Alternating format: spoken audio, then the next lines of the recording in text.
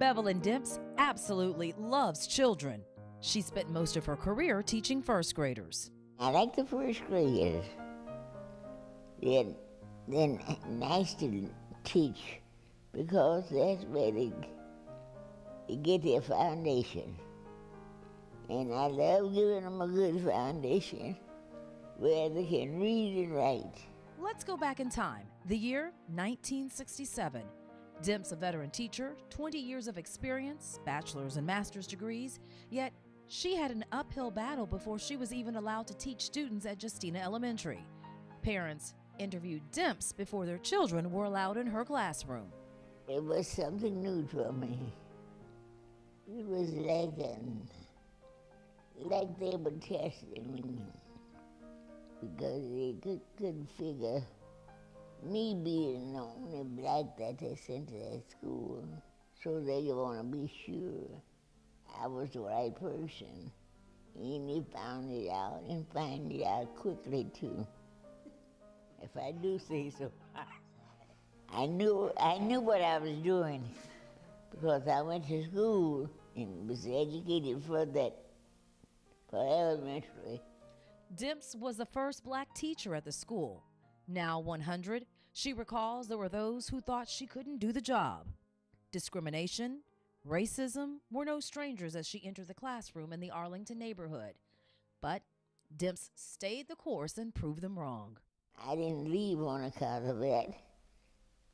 I stayed right there and fought in Load every year. I stayed there just I don't recall how many years I stayed to just but I was stayed there long enough to be well. They were pleased with my work.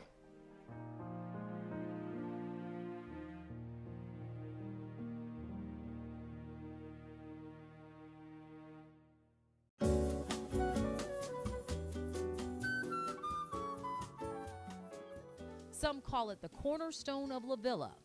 There is a lot of history inside the Ritz Theater and Museum. Carol J. Alexander was there from the beginning. She was the founding executive director. It was like walking on sacred ground. And I knew when I had the inkling that I would be a part of the project that there was so much that came from this city, that community of La Villa, that I knew that I was getting ready to embark on something very special.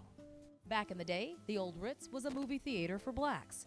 The new building was designed to be so much more. We have to have a place for the entire community to come in.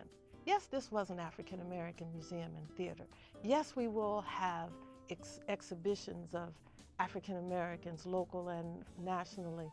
Yes, on that stage, we were going to have African American performers, but it was a place where the black community could come and learn, to feel empowered, to celebrate, but yes, it also was a place for the community at large to be able to come and see and learn and be able to celebrate along with the black community.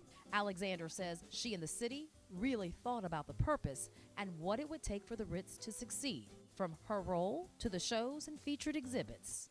We had Ashford and Simpson. We were the first to bring Kim. We had African artists that come. As an African American woman in leadership, Alexander faced a few challenges.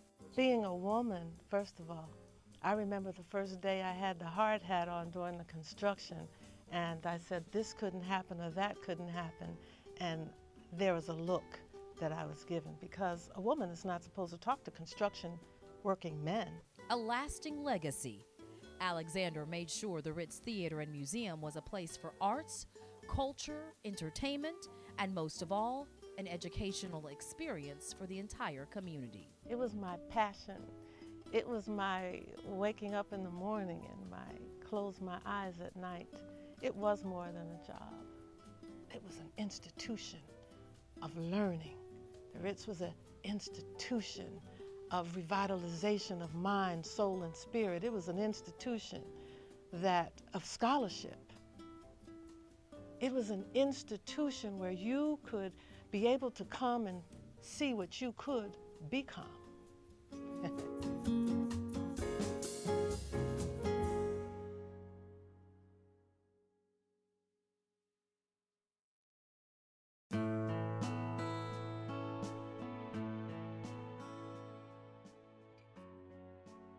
A documentation of Jacksonville history for 26 years. Dr. Brenda R. Simmons Hutchins is co-creator of what has become a tradition. Clovia Russell and I were sitting in my office at what was then Florida Community College, and we looked on my desk and there was a calendar, and we said, wow, why not put Black history in a calendar? 365 days, there you'll have information about, African Americans on the First Coast. You name a category, there's a person. The Black History Calendar is a labor of love for Simmons Hutchins. It's her way of giving back. Service is the rent you pay for the space that you occupy on this earth. And if you look at all of the organizations that I'm involved in and just my very nature, I'm just a service-oriented person. She believes it is important to share the stories of local places, local history makers, both young and the more seasoned. Think of an institution like the African Methodist Episcopal Church or Bethel Baptist Institutional Church, and its pastor, Bishop Rudolph McKissick Sr. It's information, it's history, it's a reservoir of information on the African Americans in the First Coast. When I see the delight on adult person's eyes when they clamor for the calendar, it is satisfying.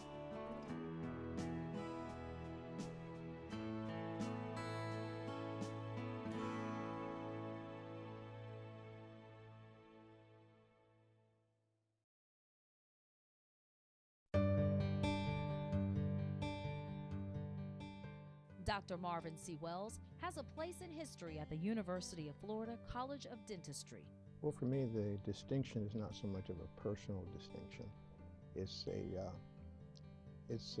an ethnic and a cultural distinction because obviously there were probably hundreds of people long before me who wanted to go into this profession, and they were not able to by virtue of their ethnicity. He was a part of the second dental class in 1973 and was the first African American to graduate 4 years later.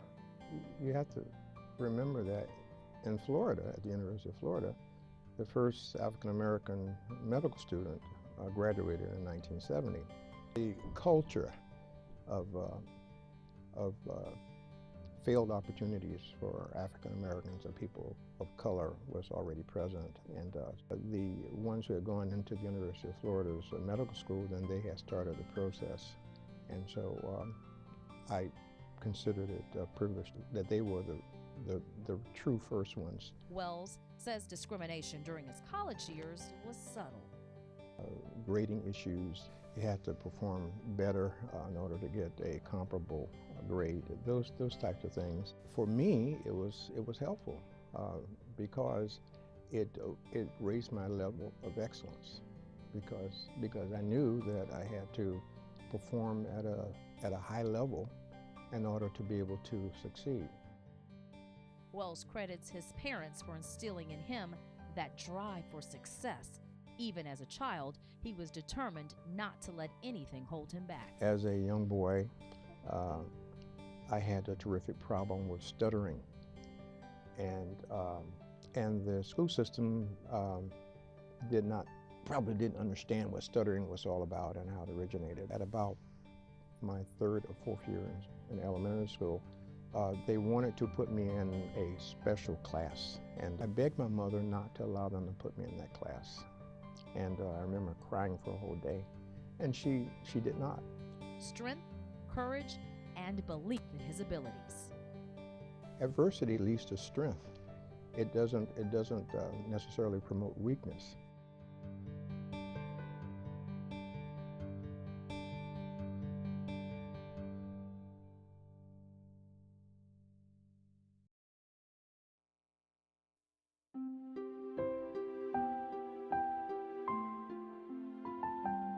Dr. Reuben Brigida is a man of many firsts. And became the first black to do an internship at the old Duval County Medical Center, which is now UF Health. And I stayed on and I did an OBGYN residency, first black to do a residency in the program also.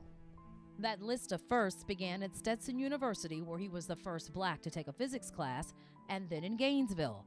A top chemistry and math student at Morehouse, he was initially headed to the University of Southern California to get a PhD, but decided in 1965 to attend the University of Florida College of Medicine. And as you might imagine, the campus wasn't always a friendly environment for Dr. Brigida. It was a big sign, welcome Gator. I had maybe 10 white shirts and 2 colored shirts, sports shirts. And the lady told me that we don't do colored laundry. And I was so innocent that I was said, okay, well,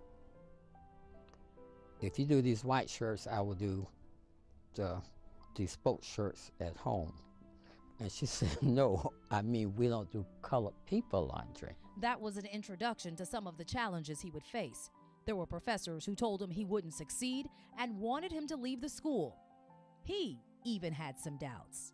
I complained to my grandmama that I couldn't speak and I had a bad stammer, and she came right back at me in 1949 on the campus of Bethune-Cookman and said, Virgil Hawkins can't talk and he's trying to get in the University of Florida Law School. Mr. Hawkins was small like me, very feisty, I guess like me too, and he spoke fast with a lisp. Those doubts and the naysayers didn't stop Brigida from becoming the first African American to graduate from the UF College of Medicine. So many lessons learned along the way that can benefit the next generation. The doors had been opened by people before me, going back to Jane Weldon Johnson, lift every voice and sing. We used to sing that all the time. It's all about faith and hope. You have to take control of your life in terms of getting the work done as best you can.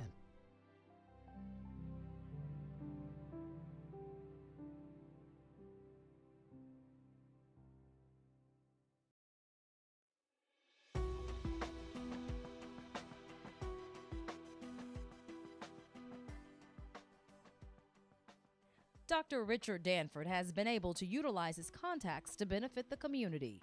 His service, a Vietnam veteran, time with the Florida National Guard, he even worked for the city of Jacksonville, and now he leads the Jacksonville Urban League. We were the first entity to move to the La Bella area during the restoration, if you will, of that area. Danford has seen ups and downs with the organization. Through Head Start, he and his staff were able to provide child development for 3 to 4-year-olds and employ more than 300 people. About education, it's about economic empowerment, it's about health and wellness, and it's about opportunity. Opportunity is very important, whether it's opportunity for employment, whether it's opportunity for fair and equal justice in the community. Those are the things that are important to us as an organization. And while adjustments to the Jacksonville Urban League's business model had to be made, those opportunities remain in the forefront. And for Danford, teamwork has always been essential.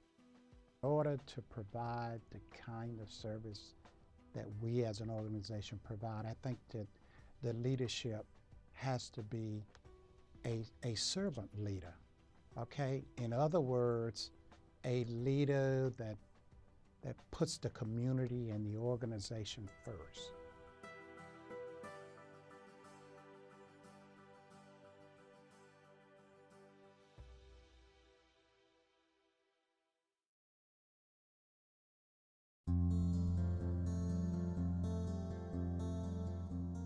Dr. William Cody has spent the last 30 years providing care for women and delivering babies. 22 years of his career has been at St. Vincent's Medical Center, Riverside. I'm starting to deliver the children of people that I delivered 22 years ago when I first came here. Not only does he run his own practice, but he is the voice for the medical staff at the hospital, a first for an African American. You walk in the doctor's lounge at St. Vincent's Medical Center and you look at the photos of all of the past presidents at the hospital. And they all have something unique in common, white males. You are the physician image for the hospital. Much of what I do has to dealing with interaction between the medical staff and the administration. I think sometimes that when people first look at you, there may be some stereotypes out there. Someone may question your qualifications. And so when I'm faced with those issues, it has not been a problem for me to show that I am quite qualified to be in a leadership role. Dr. Cody's care extends beyond our city. For the past 10 years, he and his surgery team, supported by the Deerwood Rotary and others, spend a week in Haiti from sunup to midnight helping as many people as they physically can. We were caught in a storm once, and we were within maybe 5 miles of the hospital, and a lot of the Haitians were standing at the riverbank on the other side, and they had family members at the hospital waiting for us, and we couldn't forge the river. The team was going to cancel the trip, but the Haitians carried him across the river to help him save the lives of their loved ones. My patients give me reasons for getting up every day, getting dressed and coming to work.